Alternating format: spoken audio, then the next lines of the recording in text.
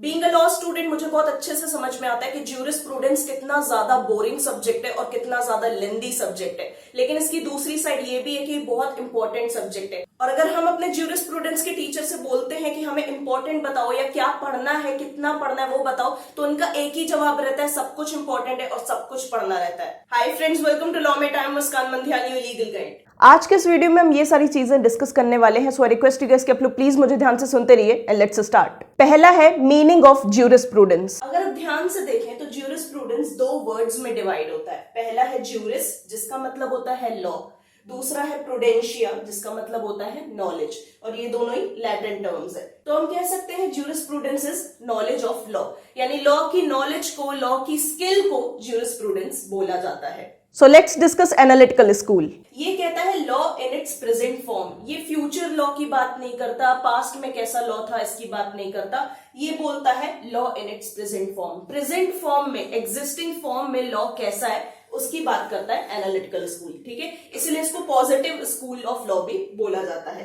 फिर है law is command of sovereign. ये बोलता है law is command of sovereign, मतलब सॉवरेन ने जो कह दिया वो लॉ बन जाएगा, इसका ऐसा मानना है। इसके मेन एक्सपोनेंट है जेरेमी बेंथम, ठीक है। इन्होंने लॉ के 4 गोल्स हमें दिए, 4 गोल्स दिए हैं लॉ के।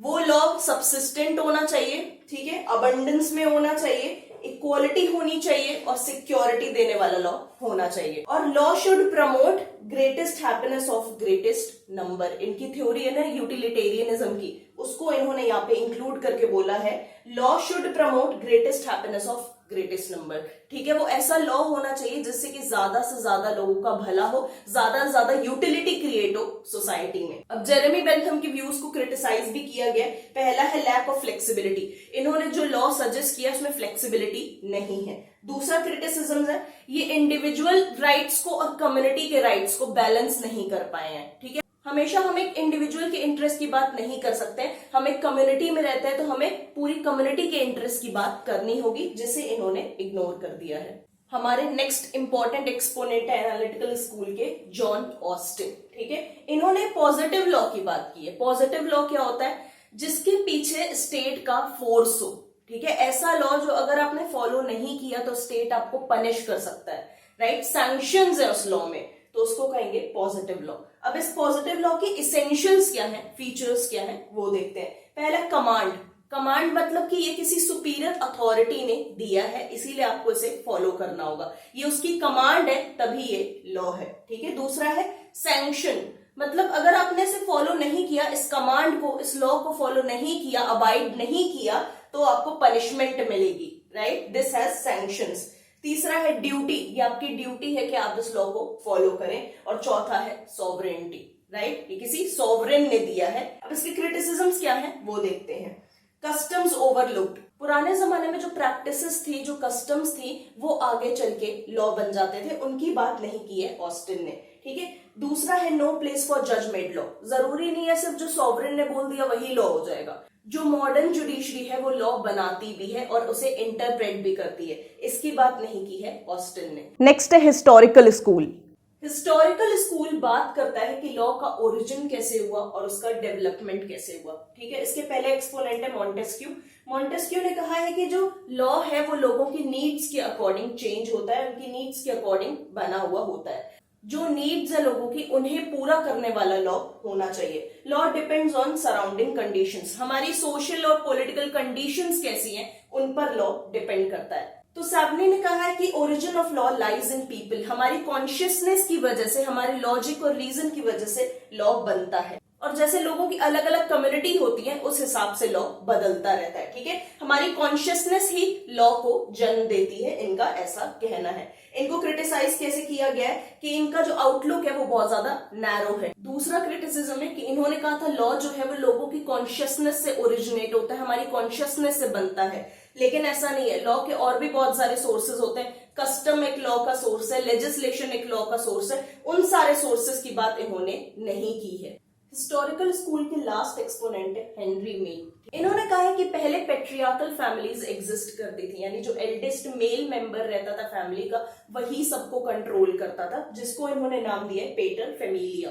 ठीक है, पेटर फैमिलिया जो कह देता था, वो एल्डेस्ट मेल जो कह देता था वो सभी को मानना रहता था, राइट। इसी तरीके से कुछ मेट्रियार्कल फैमिलीज भी एग्जिस्ट करती थी जिसमें एल्डेस्ट फीमेल की सबको बात माननी रहती थी, राइट। धीरे धीरे प्रोग्रेस हुई सोसाइटी की, इंडिविजुअल्स ने अपने लिए बोलना स्टार्ट किया कि जो वो कहेगा हम वो नहीं मानेंगे, जो हमारे लिए सही होगा हम उस चीज को फॉलो करेंगे। ठीक है, सोसाइटी की प्रोग्रेस हुई, इसीलिए स्टेट का जो कैरेक्टर है वो भी बदला, राइट। स्टेट ने इंटरफेयर करना स्टार्ट किया इंडिविजुअल की लाइफ में, इसलिए लॉ भी टाइम टू टाइम चेंज होता गया। एनालिटिकल स्कूल और हिस्टोरिकल स्कूल में क्या फर्क है वो हम समझ लेते हैं दो डिफरेंसेस के माध्यम से। एनालिटिकल स्कूल कहता है कि स्टेट ही लॉ क्रिएट करता है, वहीं हिस्टोरिकल स्कूल ये कहता है कि लॉ पहले से ही एग्जिस्ट करता है, उसे क्रिएट करने की जरूरत नहीं है। दूसरा पॉइंट है, एनालिटिकल स्कूल कहता है law is command of sovereign, जो सॉवरेन ने बोला वही लॉ बन जाएगा। और हिस्टोरिकल स्कूल ने कहा कि जब सॉवरेन था भी नहीं, उसके पहले से लॉ एग्जिस्ट करता है। अब हम डिस्कस करेंगे फिलोसफिकल स्कूल को। फिलोसफिकल स्कूल हमें फ्यूचर लॉ के बारे में बताता है। Law as it ought to be का मतलब है फ्यूचर लॉ, कि लॉ कैसा होना चाहिए, राइट, उसकी बात करता है फिलोसफिकल स्कूल। इसके पहले एक्सपोनेंट है ग्रोटियस, इन्होंने नेचुरल लॉ की बात की है। नेचुरल लॉ कहां से आता है? जो इंसान का सोशल नेचर है उससे निकल कर आता है नेचुरल लॉ, और एक नेचुरल लॉ ही है जिसे हम फॉलो करते हैं, ऐसा कहना था ग्रोटियस का। फिर दूसरे मेन एक्सपोनेंट है इमैनुअल कांत, इन्होंने एथिक्स और लॉ के बीच में डिफरेंस क्रिएट किया है। हम अंदर से कैसे हैं वो एथिक्स के थ्रू पता चलता है कि हम कितने ज्यादा एथिक्स को फॉलो करते हैं, कितने ज्यादा मोरल हैं, ये एथिक्स से फाइंड आउट किया जाता है। हमारे स्पॉन्टेनियस एक्शंस जो होते हैं वो एथिक्स होते हैं, राइट। हमारा इनर वर्ल्ड कैसा है, अंदर से इंसान कैसे हैं हम, वो एथिक्स से पता चलता है। लॉ जो है वो कंपल्सरी है, ठीक है, तुम चाहो ना चाहो फिर भी तुम्हें लॉ को फॉलो करना है। एथिक्स के साथ ये चीज नहीं है, एथिक्स को आप फॉलो करो ना करो इट्स अप टू यू, वो तुम्हारे ऊपर है, लेकिन लॉ को तुम्हें फॉलो करना पड़ेगा अगर सोसाइटी में रहना है तो, राइट। तो लॉ के पास कंपल्शन का एलिमेंट है जो एथिक्स के पास नहीं है। और लॉ जो है वो हमारे एक्सटर्नल कंडक्ट की बात करता है कि हम बाहर से कैसे हैं। बेसिकली इन्होंने लॉ को एक कंडीशन की तरह बताया। लॉ एक ऐसी सिचुएशन है जहां पर इंडिविजुअल विल जाकर मर्ज हो जाती है जनरल विल से। इंडिविजुअल के जो भी इंटरेस्ट हैं वो सोसाइटी के इंटरेस्ट से जाकर मिल जाते हैं, मर्ज हो जाते हैं, वही कंडीशन है लॉ। लॉ के क्या क्या एलिमेंट्स होते हैं? Law should be based on reason, ठीक है, एक लॉजिक पर बेस्ड लॉ होना चाहिए, इलॉजिकल लॉ नहीं होना चाहिए। उसमें कंपल्शन का एलिमेंट होना चाहिए और जस्टिस का भी एलिमेंट होना चाहिए। ऐसा लॉ नहीं हो कि जिसे हम फॉलो ही नहीं करना चाहते हैं, जो हमारे ही अगेंस्ट जा रहा है, ऐसा लॉ बिल्कुल भी नहीं होना चाहिए। हीगल हमारे आखिरी एक्सपोनेंट है। इनका क्या कहना है कि लॉ बेसिकली जो कॉन्फ्लिक्टिंग इंटरेस्ट होते हैं सोसाइटी के, जो अलग अलग इंटरेस्ट प्रिवेल करते हैं सोसाइटी में, उनको एक साथ जोड़ता है लॉ, ठीक है, उन सबको एक साथ जोड़ता है और कॉन्फ्लिक्ट को कम करता है सोसाइटी में, यही लॉ का काम है, ठीक है। और लॉ को सोसाइटी के साथ चेंज होते रहना चाहिए, लॉ को डायनामिक होना जरूरी है, ठीक है, जैसे सोसाइटी चेंज कर रही है वैसे लॉ का भी चेंज होना जरूरी है, ये कहना है हीगल का। Next is sociological school. Sociological school किस चीज की बात करता है? बेसिकली सोसाइटी और लॉ का एक दूसरे पर क्या इफेक्ट है उस चीज की बात करता है सोशियोलॉजिकल स्कूल। सोसाइटी किस तरीके से लॉ को इफेक्ट करेगी और लॉ किस तरीके से सोसाइटी को इफेक्ट करेगा, ये चीज आप समझेंगे सोशियोलॉजिकल स्कूल में। इसके पहले एक्सपोनेंट है ऑगस्ट कॉन्टे। इनका कहना है society is focal point of law, यानी लॉ का फोकल पॉइंट यानी लॉ का फोकस इंडिविजुअल पर नहीं होना चाहिए, लॉ का फोकस सोसाइटी पर होना चाहिए, क्योंकि जो इंडिविजुअल है वो सोसाइटी में रहता है, वो एक सोशल बीइंग है। तो अगर आप सोसाइटी को कंट्रोल करोगे, सोसाइटी को ऑर्डर में रखोगे, तो इंडिविजुअल भी नेचुरली ऑर्डर में रहेगा, ठीक है, ये कहना है ऑगस्ट का।